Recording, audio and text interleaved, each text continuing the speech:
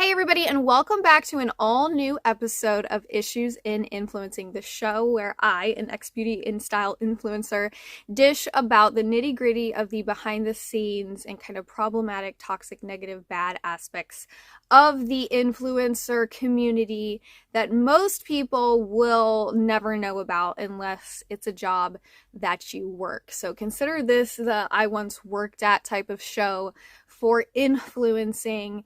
And if you are interested in knowing this type of information, this type of hot tea, if you will, I believe that's the right verbiage to use, or you are wanting to become an influencer, or you are a newer influencer, or just an influencer in general, stay tuned because I'm going to be talking about a topic that is probably one of the most important in my opinion, and in regards to something that really rubs me the wrong way that's heavily done and catered to in the influencer community.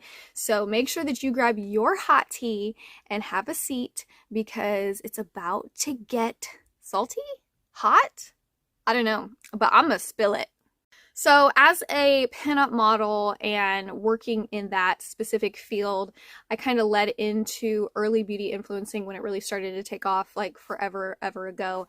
And I definitely wasn't one of the first beauty influencers by any means.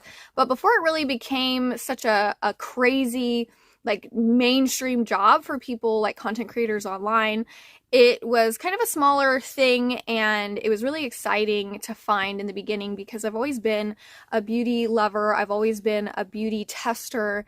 Even when I was little, I always wanted to try the products, get my hands on the products, talk about the products to anybody who would listen. So when, you find as an adult a job that caters to that, oh my gosh, I was in heaven. So I spent a lot of time in my youth, pretty much most of my free time in my youth, and then into my like early adult years, just always obsessed with beauty. I've always been the girl that everybody comes to for help with makeup, whether they, don't know about it at all, or they need help, or they have questions, or they need their makeup done. I was the girl they came to. One of my very first jobs was working as a prestige beauty consultant at Ulta, doing makeup and showing women how to, find products that fit them and use products that work for them and stuff like that. So after I became a pinup model, and I was doing that for, a good long time, and started developing my YouTube channel, and more people asked me to do, beauty tutorials and stuff way back. Kind of just one thing led to the next, and as beauty influencing started becoming like a main thing and like a big title and like a job and a big part of content creating, naturally I kind of just followed that curve and started into that. And I have been, quite the beauty influencer myself. I've worked with a lot of brands, both big and small. I've created a lot of different content, a lot of tutorials. I've repped a lot of brands, tried a lot of products. I've always been open to being the guinea pig of sorts to basically, just be honest and bring the followers that I have who follow me for such information, just real honest reviews and ideas and tutorials and things like that. I've always prided myself in 100% transparency and honesty when it comes to reviewing products, using products, what products I like, don't like. You guys know me, honesty is the best policy.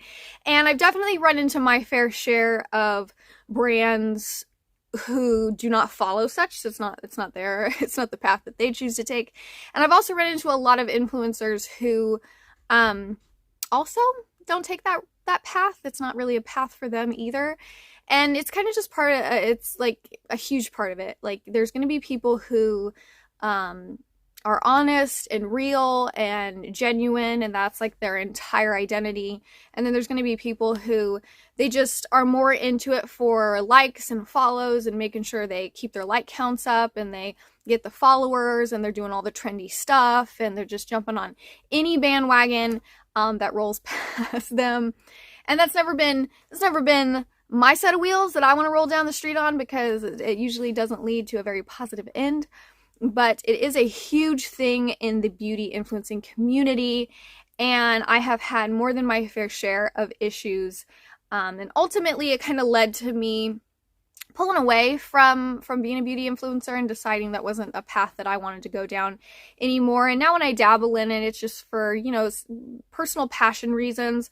I'll team up with brands here or there when they reach out to me. I'll promote a lot of small business beauty products or, homemade skincare products or things like that. But for the most part, I quickly discovered that the beauty influencer community can be a pretty seedy one that's a lot less beautiful than you would assume, with all the sparkly highlight and absolutely full coverage foundations that are pitched.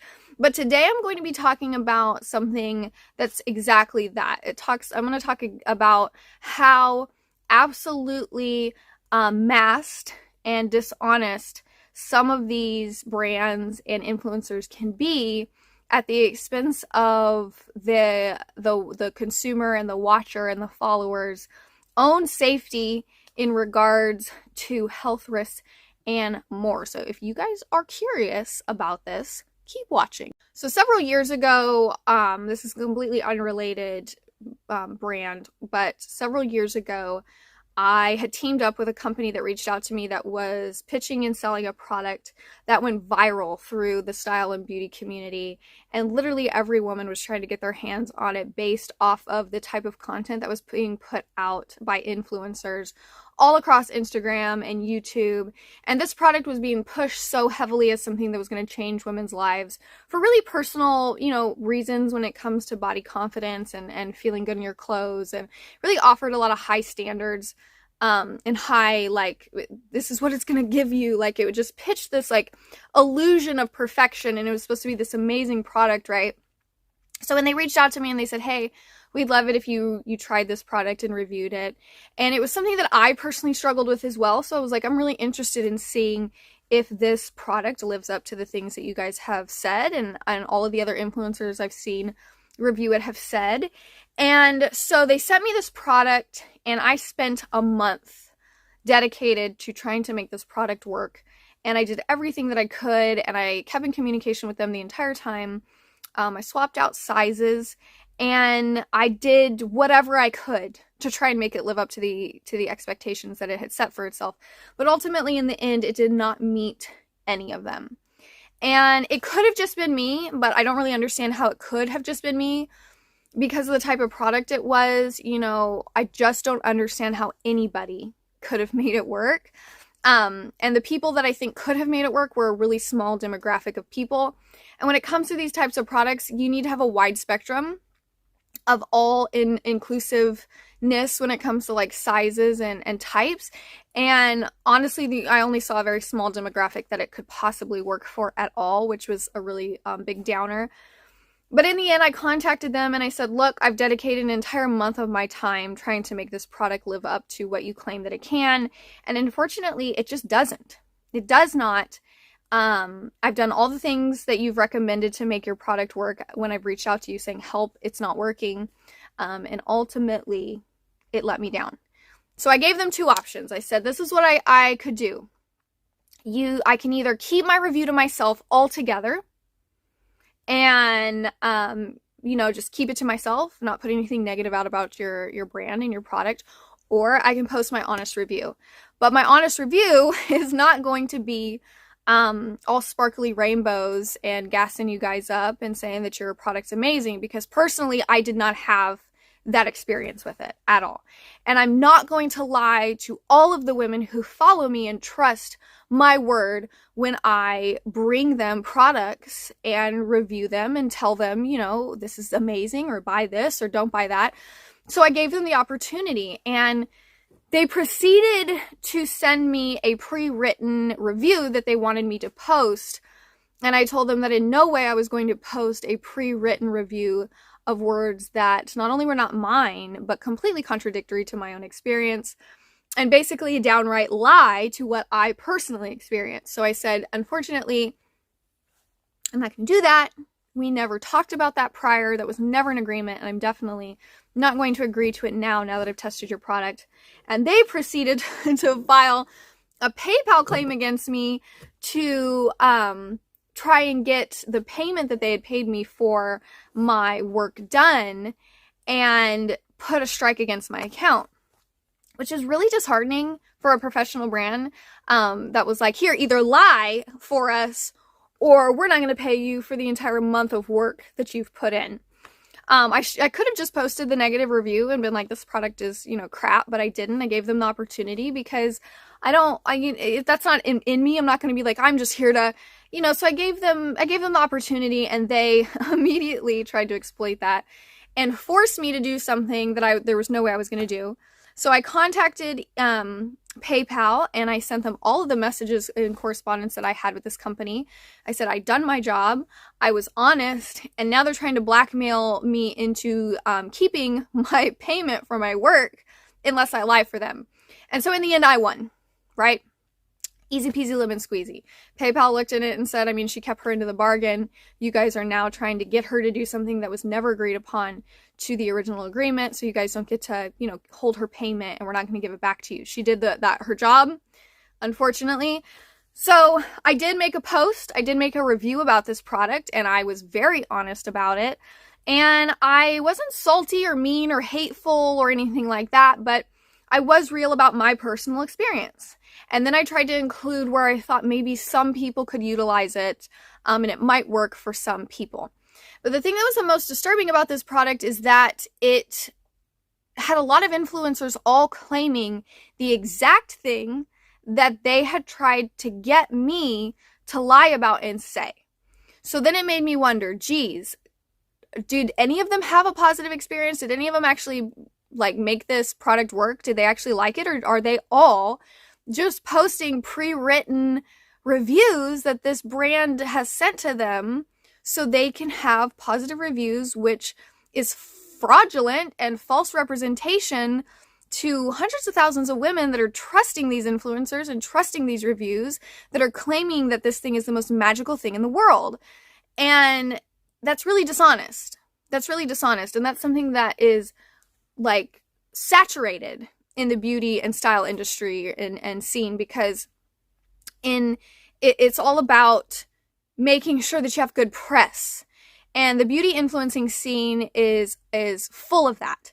And so recently, it was brought to my attention that one of the biggest beauty brands that has worked with countless influencers, some of the biggest influencers in the game, like James Charles, Jeffree Star, Jaclyn Hill, some of the biggest beauty YouTubers that anybody in the beauty community will all know. If you love beauty, if you love makeup, you know who these people are.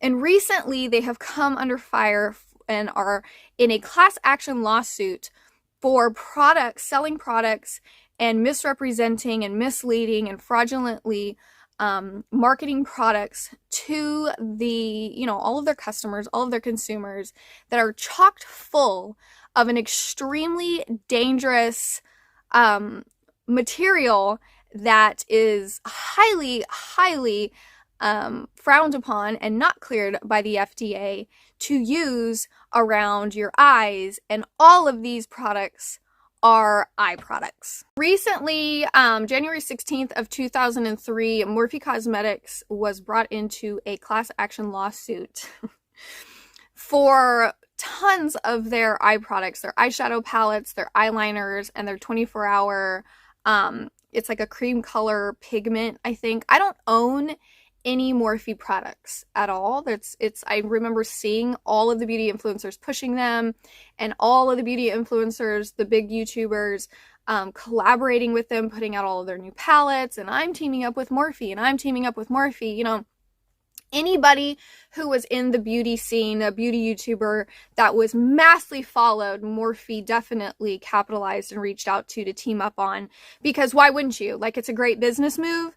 You're going to take beauty YouTubers, bring so much advertisement and marketing to these brands and sell so many products, because in the beauty YouTuber community, it's almost like a brainwashing, right? And I myself 100% have been grabbed into it, and I've been a part of it. So I can speak from personal experience that, when I was really into being a beauty influencer and doing a lot of beauty YouTube and stuff myself, they grab onto these products, and the way that they pitch them and use them, they make them sound like the most amazing things in the world. And like everybody watching is like, I need that product. I need that product. So you have these big brands teaming up with these beauty influencers that really do know how to create content that markets it and packages it in such a way that it makes you feel like you have to have these products.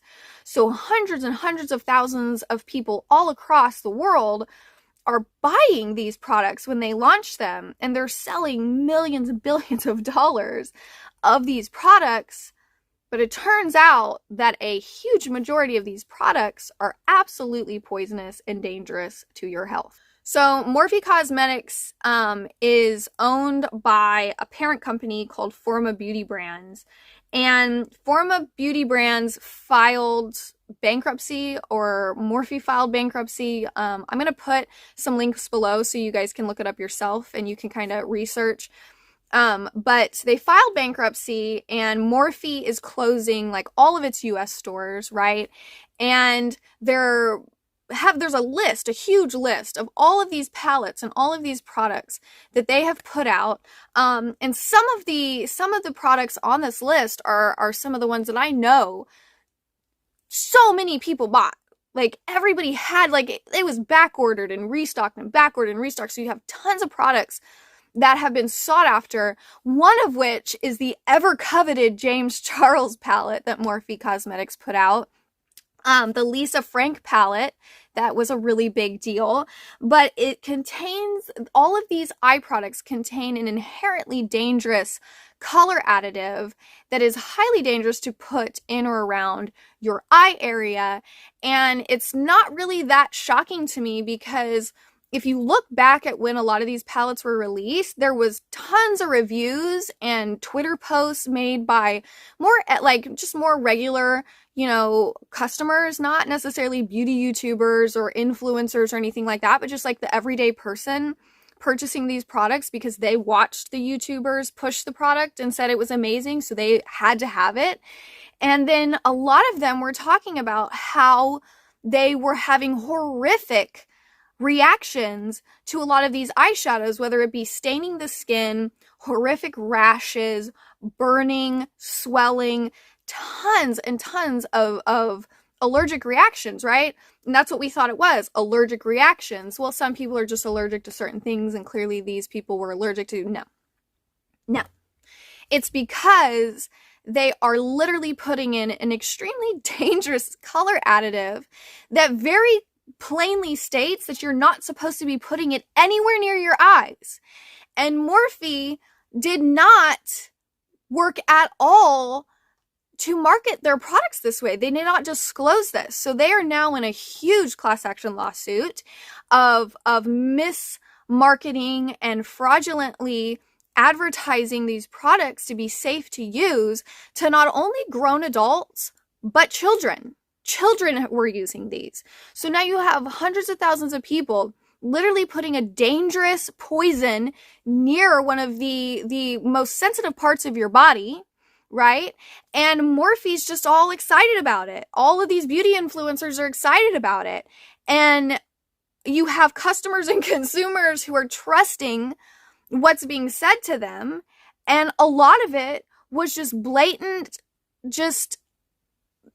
it's so irresponsible. It's literally so irresponsible. So you either ignored the fact that you're using a product, an additive that is not approved by the FDA to be used the way that you're telling your clients to use it. You're telling them to use eyeliner on their eyes. Where else would you put it? You're telling them to use eyeshadow on their eyes. Where else would they use it? And then when people are starting to talk about all of these horrible negative effects that they're having, we're just brushing it under the rug as this kind of like small demographic that's experiencing some allergies, when really it's because they are putting a product near their eyes that is literally said, don't put it near your eyes. If you guys want to hear or read yourself about like all of the products, there's a huge list. There's a huge list of all the products that have already been marked as unsafe and a part of this lawsuit. All the palettes, all the eyeliners, all of the like 24-hour cream something eye products You can find it online. I'm going to attach 2 different links below so you guys can research and read yourself, which I highly recommend you do. Never take anybody's word for it, not even mine. You need to do your own research. You need to look into it yourself. And I think one of the biggest things that we need to see here, the biggest lesson here, is that you cannot just watch content online, right? I don't care if it's a beauty YouTuber, an influencer, your favorite Instagrammer, blogger. You need to understand that this is a job. You need to understand that when these beauty influencers and YouTubers are telling you, I spent months on this formula. I spent months on this formula and making sure it was the most perfect formula in the world. Basically what they're saying to you is that they picked pre-made colors that were already in the color wheel and then they gave them names themselves. But all of these products are being brought in, usually from other countries that don't even have the same regulations when it comes to beauty products that we have here. They use tons of chemicals, tons of unsafe ingredients, and they're extremely harmful to you. They're extremely harmful to you. They're not formulating anything. They're being presented with the products that these big beauty manufacturers already have, and then they pick the colors that they want in their palettes, and it's really not this big science thing at all. It's stuff that's already been created, and did they not research the products that they were putting their names on? Did you guys not ask if what these products were made out of? Did you not ask for an ingredients list? Did you not look this up and say, oh, why is this in here? This literally says it's not supposed to be used on your eye, and the FDA doesn't approve it to be used on your eye, and it's inherently dangerous. It's a chemical. Why are you presenting this to me? But that's the thing. Nobody wants to call them out because cha-ching, cha-ching, cha-ching, cha-ching. They're making millions and millions and millions of dollars off of these collaborations. And these big beauty companies are making millions and millions of dollars from these beauty influencers' followings on YouTube. At whose expense? Y'all who had to work how long to buy these $60, $70, $80 palettes that I promise you are upcharged so much. So much. They're literally packaging poison and selling it to you for an insane amount of money. And then in the end, you're having health issues. You're having skin reactions. Why? Because they sold you pressed, palleted, like 100% chemical. Chemical. It's dangerous. It's not good for you. And that's one of the things that rubs me, the wrong way the most in the beauty influencer community, is that the more popular people seem to get, the more they're just willing to subject their own followers to whatever, as long as they can make sure that the likes keep coming in, the subscribers keep coming in, the dollar signs keep coming in. They're going to Coachella. They're going to this island, that island. They're buying Starbucks 27 times a day. They have all of the fancy fashion brands. They're hanging out with this Kardashian, that Kardashian. Like, to whose expense? Your expense. So make sure that you are really researching the things that people are pitching to you and selling to you, because most of it is just packaged, really fancy bullshit. It's bullshit. And I'll be the first person to tell you that.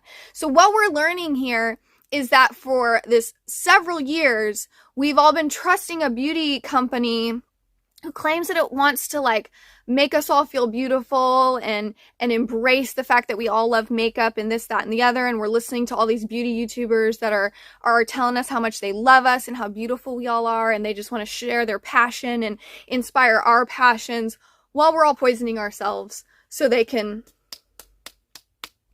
So be sure that you're just, you don't fall for the highlighted packaging of what is constantly being put out in mass. These people are putting out these collaborative palettes and makeup collections in mass because it's all being made super quick, chocked full of chemical crap, and then put into a new fancy palette with somebody's brand name stamped on it. And it is really no better than if you went down to New York or LA, where they have all of the illegal makeup being sold that is full of formaldehyde.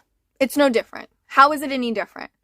They're not only lying to you, they're exploiting you, and they're all laughing on the way to the bank. So now we have a class action lawsuit for a huge makeup company that has been just living the high life, and all of these beauty YouTubers are living the high life, and I want to know why Ulta is still selling a bunch of Morphe products.